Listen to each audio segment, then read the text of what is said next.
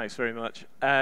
First of all, before I start, I just want to say a very quick thank you to Arno and his team, who've been fantastic from the moment we've got here. They've just looked after everything for me personally, so thank you very much, mate. On our side, so the topic for today, how to use data to engage fans, improve performance, and produce more relevant content. Quite a lot. We could do this for a long time, but we're going to try and whiz through it, concentrating specifically on soccer. That's one of our real areas of strength, and here in Mexico, it's quite popular as well, so hopefully you'll all enjoy it. So a quick bit about us, about Opta. So we've been around since 1996. We were acquired by Perform Group in 2013, and we are the leading provider of really very rich, detailed rugby, soccer, and cricket data. We're also now entering a phase where we're rolling out a plan and build of collection for US sports that will be done out of our Charlotte offices later this year. We've got around about, on the Opta side of the business, 180 full-timers and 300 part-time analysts, customers all across the globe, and of offices servicing them. We're a business-to-business company, but where we're quite unique is we have a consumer face. So we have a family of Opta Twitter characters, something like @OptaJoe, covering UK soccer, @OptaJack, covering US, OptaFranz in Germany. This sort of unique aspect we've developed in that we have over 1 million Twitter followers, and that's still growing month on month. We developed a very unique style of number, fact, tag word, and that's what we use across all our languages, and has been very good for us. A bit of vanity bits. We've won Best Use of Social Media and Best Business Serving Football over £2 million at the Football Business Awards in 2013. We have a number of key league partners. Myself out in the New York office work predominantly with Major League Soccer, but we also are the official data partner for the Premier League, Football League, SPFL and the FA in the UK, the Bundesliga, the Eredivisie, the Zain Saudi Arabian Premier League, also the ECB, the Rugby Football League in Rugby League, Rugby 13, and then a number of other European and global governing bodies in rugby union too. Who that equates to who we work with, some of the biggest names in media, broadcast, professional clubs, even gaming now with EA Sports as well, across the globe. So our core business is the analysis of fixtures, and from that there are 4 key applications serving 4 vertical markets. So once the game is analyzed, we have XML data feeds, which would power something on a website. We have data editorial. We have a team of editors all working locally around the globe, producing insight and narrative on what the data tells us. We have data visualization, again becoming increasingly more important. And we've disappeared. Can we come back?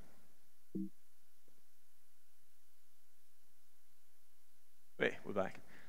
And we have data analytics, which is probably the newest strand of the business. So we have computer science majors. Actually, one of the guys who we employed was an astrophysicist who particularly likes sport, looking at real insight, what can we tell from the data. And those 4 applications feed 4 verticals. So the media, be it new media or in digital, traditional broadcast, print, sponsors and brands looking to activate and do more around sport. The betting and gaming community, daily fantasy in the US is a real area of growth for us. Obviously the traditional bookmakers in Europe as well, and the professional market as well. And what that does is that drives the global soccer agenda. So infographics on the left, like that was used, I think that one was in Marca, around the Barca-Real Madrid game. On the top there, the BBC doing weekend roundups using data. Premier League productions using our data at halftime to just get snapshots of players. And then at the bottom, some augmented reality with BT Sport showing player touches on the ball during the match. What we're going to look at is some examples of our work in broadcast very quickly, not too far away, with the MLS and with Fox Sports and with ESPN. So what we're trying to do, and some of the things here that I'm going to try and show you. So up in the top left hand of the screen there, we've got the clock, and the American model is very much just attaching and bringing sponsorship out of the clock. That's not particularly effective, in my opinion, because it just becomes white noise. It's there, it doesn't really get any attention paid to it. What we want to do is we want to try and create relevant insight during the game and use the data to give a narrative. So, for example, here in this game, I think this was the opener from the MLS this year, Sporting Kansas City against the New York Red Bulls, Dominic Dwyer and Bradley Wright-Phillips. They were the top 2 scorers in the MLS last season. So we used that as a story pre-game and then followed that into the match itself. And through 66 minutes, we looked at who had had the most touches on the ball, what their game involvement was. We want to try and bring this and bring broadcasters into this field where we can really look at what they're doing, what some of this information's telling us, and then create more exciting, more engaging sponsorship propositions for brands. The other stuff, again, doing things that are more than just Diego Fagundes and his date of birth. Actually giving things that are performance insights, tell the fans something, and we learn something new rather than just naming him because we can all see the name on the back of his jersey. Again, here again with Fox, this is stuff that we can pre-program into the broadcast. So the clock here is at 76 minutes. We've just entered the final 15 minutes of the match. What we then surface is insight. So the LA Galaxy, 12 goals scored in the final 15 minutes of matches last season.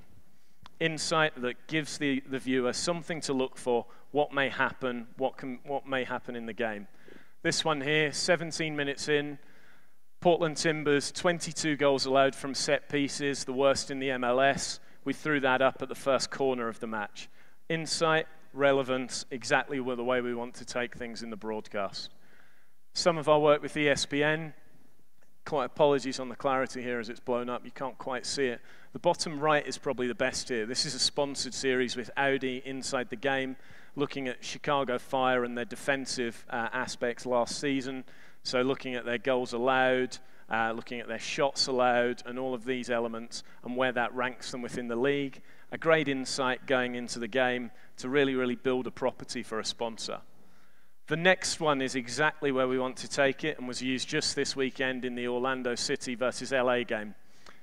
Kaká was fouled and there is a penalty awarded. When that penalty was awarded, we're able to then look to our historic database and show exactly where Kaká has put all his penalties so far this season in Major League Soccer.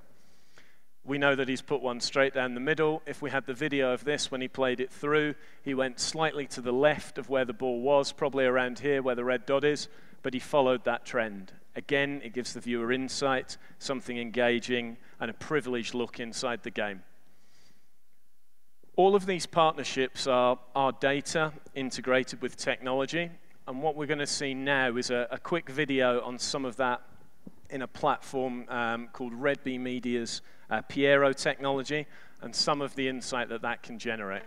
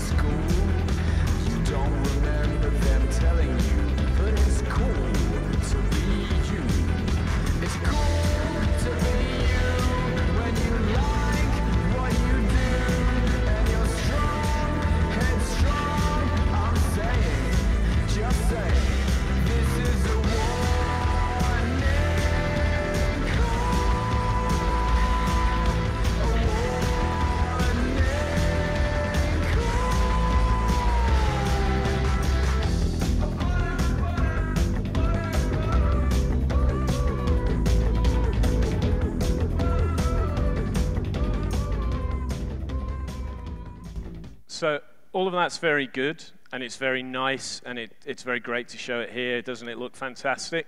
But how is it used by a broadcaster? So this should give us how the BBC use it on Match of the Day, if we have sound.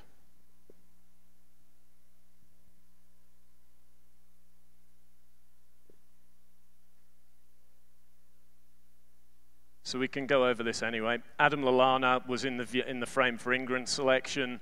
Roy Hodgson was watching the game this day. They're looking at all of his actions in the game. He's had 69 touches. The fact that it's all over the field. They then use this as a demonstration for evidence of their analysis.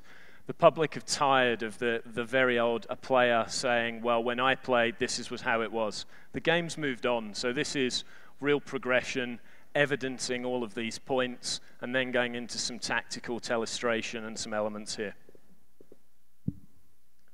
That's our work on the, if we can just skip on, yeah. So that's our work, some of it on the media side, and some things we do there. So how can we improve performance with teams? Well, we have a separate division of the company called Opta Pro. Our mission is really to deliver the edge that professional sport is seeking. So coaches, analysts, everyone is looking to see what they can do to beat their opponent, be it in research, be it in their own performance, be it in recruitment or scouting.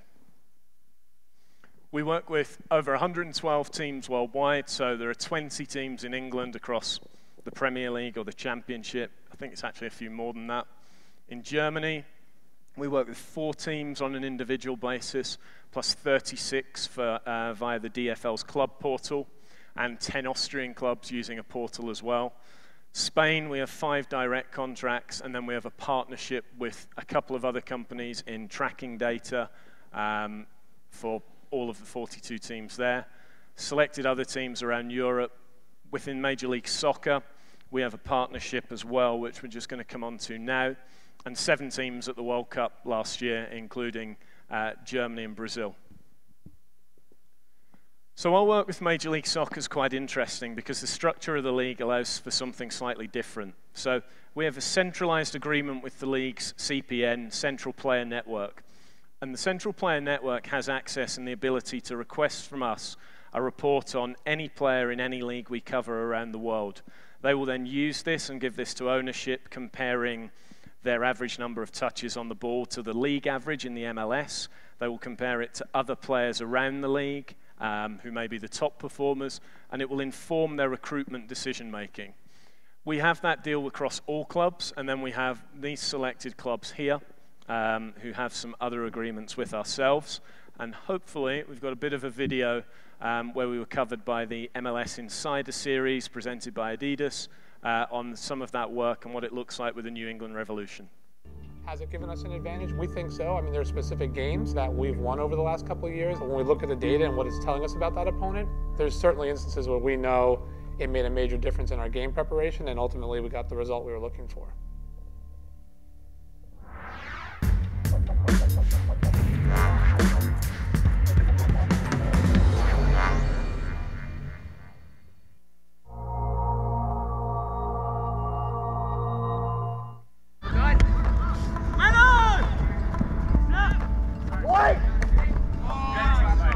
What a save.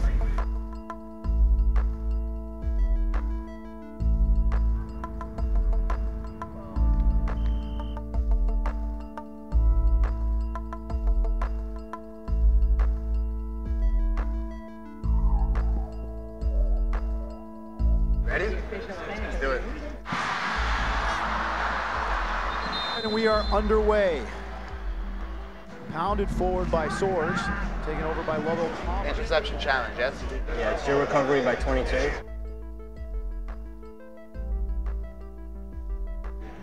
want me to flag that pass loss? Yeah, I was going to say, is that pass loss or take loss, Ollie? I changed it to an interception.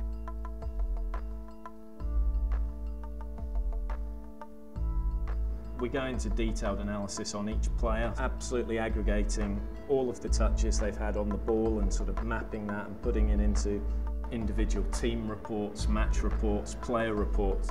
What we don't want to do is be a company that just collects information for the sake of it. There's absolutely no value in that. What we want to do is develop a narrative and look at not necessarily that something has happened. We've all seen that something has happened, but really look into the whys behind that.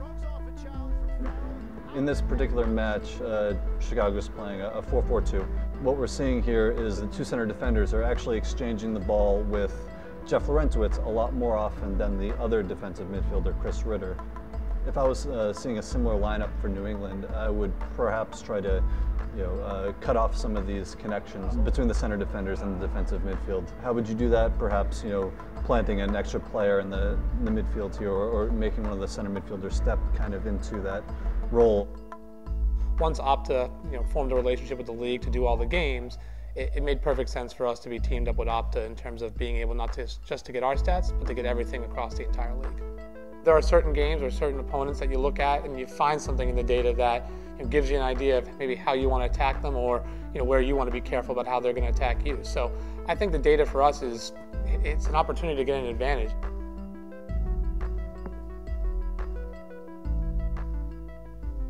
So we'll just skip on at this point because it goes into some more physical elements. So that's the sort of the theory of it, but in practice, what are our data scientists doing? So we're going to have a look at two examples here from last year's World Cup and have a look at the maths behind it. So Germany 7, Brazil 1, the biggest shock of the tournament. The narrative of Brazil winning in their home country, absolutely destroyed. Was it German efficiency, or was this an absolute statistical anomaly? So we have a model called expected goals. And from this, there are a couple of things that we need to explain first. So roughly 1 out of every 10 shots results in a goal. 171 goals at the World Cup in 1,698 shots. However, not every shot is equal.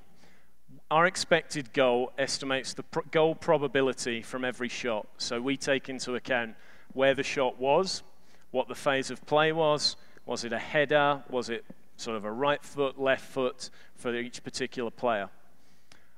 So Germany against Brazil. So the solid are the sort of 7 German goals, and taking into account everything in that model, including the position of the goalkeeper against where the attacker was when he took the shot, Germany had an expected goals total of 3.11 when we run 1 million simulations of this particular model. So when we actually look at it, the probability on 1 million simulations, Germany had a 0.9% chance of scoring 7 goals from those chances that were created.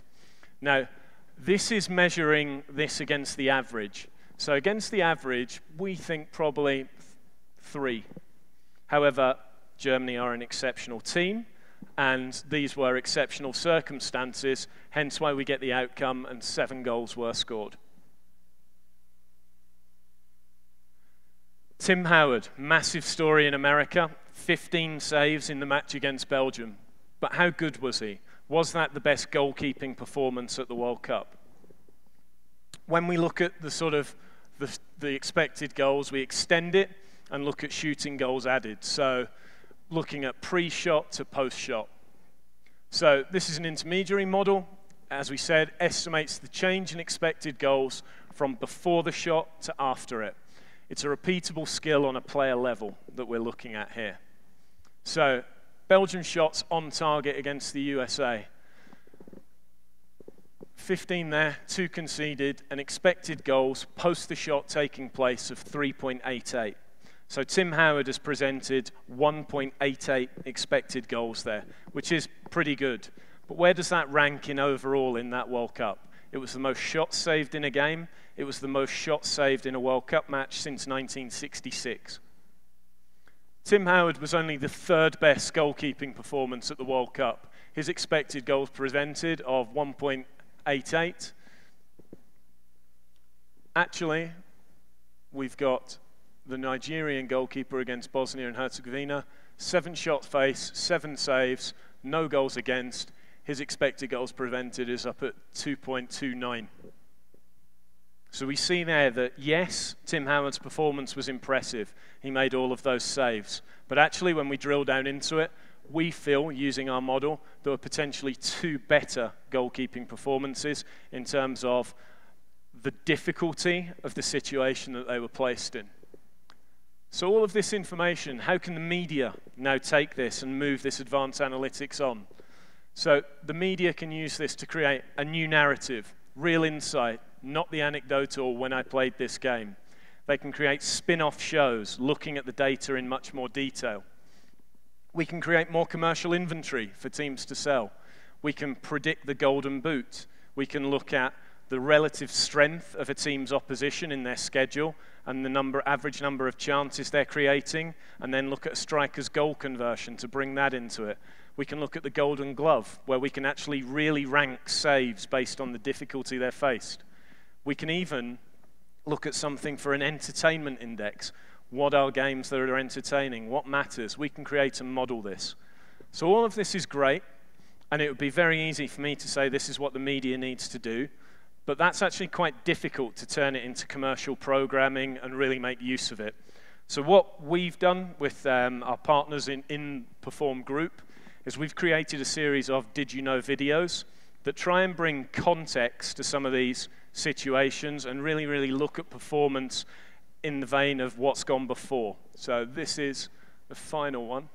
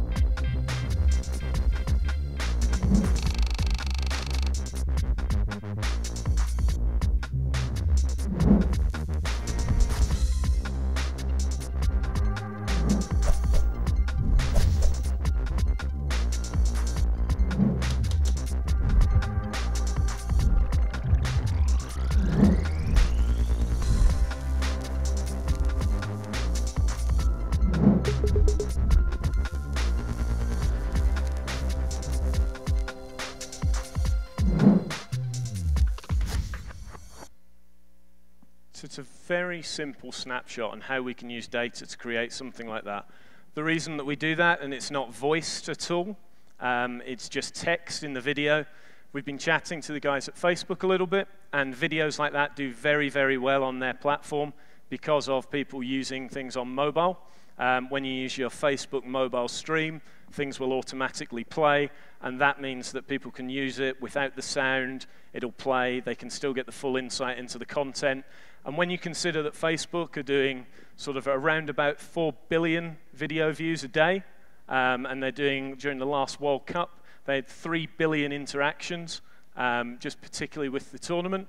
It's incredibly important that you think about that, and you think about content by the platform it's used on, so that you absolutely maximize any return on investment on it. That's, I think, everything from me. Thank you very much, guys, and I hope to get some questions after.